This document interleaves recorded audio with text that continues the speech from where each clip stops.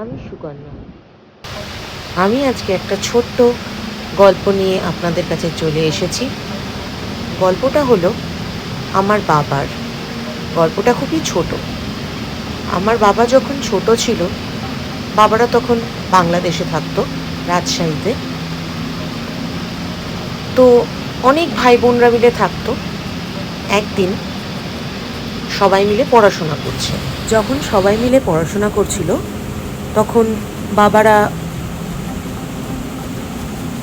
নিজেদের হোমওয়ার্ক করছে উঠোনে বসে। তো বাবার এক দিদি তাদেরকে পড়াচ্ছেন। হঠাৎ আর খুব গরম পড়েছিল। তার ঠিক 2 দিন আগে আমার বাবার এক পিসে মশাই কলেরায় মারা যায়।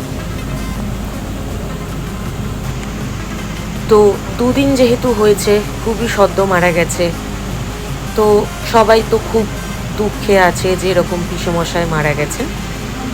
তো বাবারা হঠাৎ করে কি মনে হলো, পড়াশোনা ছেড়ে উঠোনে ঘোরাফেরা করছে।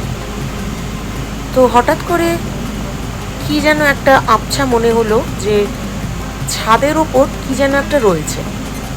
তো আমার বাবা ঠিক ছাদের দিকে তাকালো।